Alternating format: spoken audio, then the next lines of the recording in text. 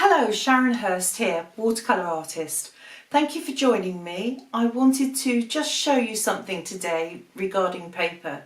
We all assume, don't we, that our products are suitable for whatever we're using and that they're all fairly standard and they all do the same thing. Let me tell you, they certainly don't.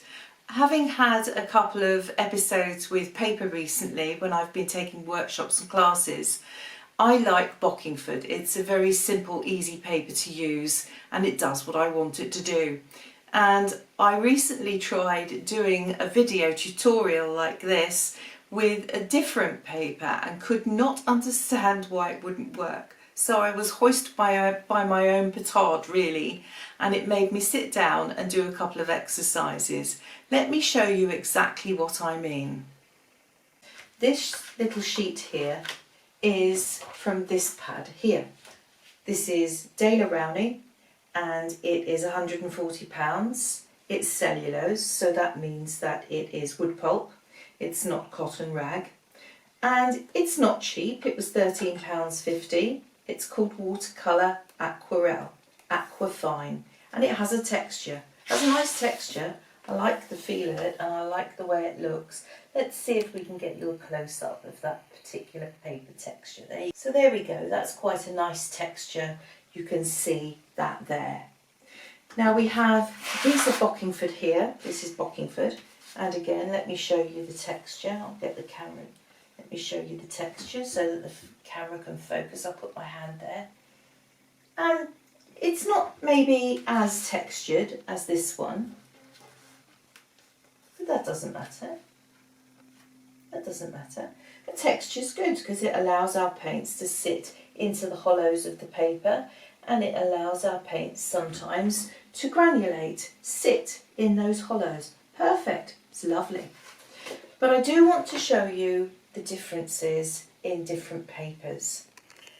I've spoken to people in the past and they've said to me, oh, I don't care what my paper does and what my paper is, as long as it does what I want, because I like colour and I just want to see the colour.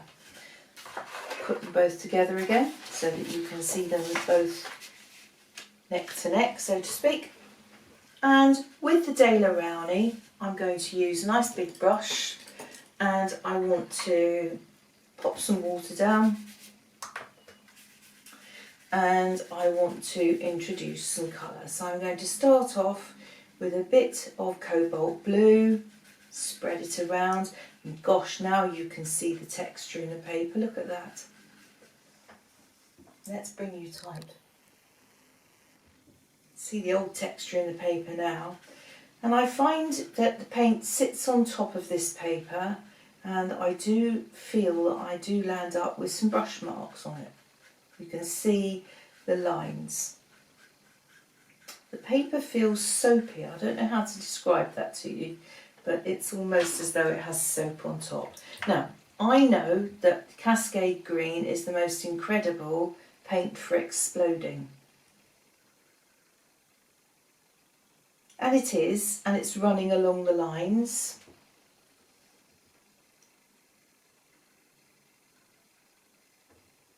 But it's not actually doing as much as I would expect it to. Let's try another colour. So this is Moon Glow. And it shatters a bit, doesn't it? But, let me hold it there. If I take this over, I would also have expected a little bit more colour to have come out of this green, but we'll see how we go. This is the Bockingford. And again, I'm going to wet it till it's shiny. And then I'm going to introduce my cobalt blue. Look, not so many lines, it's softer. It's softer to paint. And that means that maybe I'd get a nicer coverage. I think it's softer. What happens when I go into this with my Cascade Green? Shazam. Shazam. I know this colour is what I call a runner. I know this colour just explodes. And when you compare the two, I know which one is exploding more than the other. You can see the blue now. Can you see the way that the cerulean blue has exploded out of the green and is haloing? So what happens now if I go into here with moon glow? Is that any different? Now that doesn't explode as much. Interesting, isn't it? But what do we think about the vibrancy of the colours? When I put the two together, there is no doubting that these colours are brighter than these colours. This has faded out. I don't quite know where it's gone. This is granulated quite nicely. You can see where it's gone right down into the dips of the paper. You can see that. So this is good for that kind of texture. But to be honest with you, I like this kind of explosive affair on here, and I like the smoother background. I like it. I've got a bit of texture there, and I've definitely got some granulation going on here. The grey is dividing out from the purple, from the pink, but I'm not getting quite as much of this going on and this over here. So know your papers. Know what your paints do. Don't just assume they're going to be the same on everything.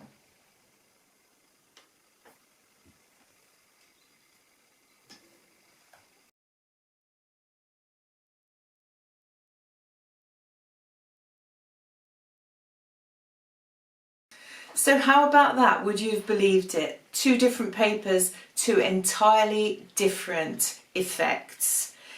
So it stands to reason, doesn't it, that when we go to a workshop and a tutor asks for a specific paper, it really is a very, very good idea to take that one along. If, for instance, I had have asked for Bockingford and someone had have brought that Daler, they would have thought that it was their fault that they couldn't reproduce the effects that I was using and I was trying to teach. And actually, half the time with the paints and the papers, it's not your fault.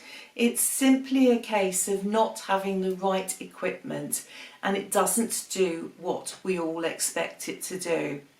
So know your paints, know your papers, know your brushes, and the only way to do that is to play.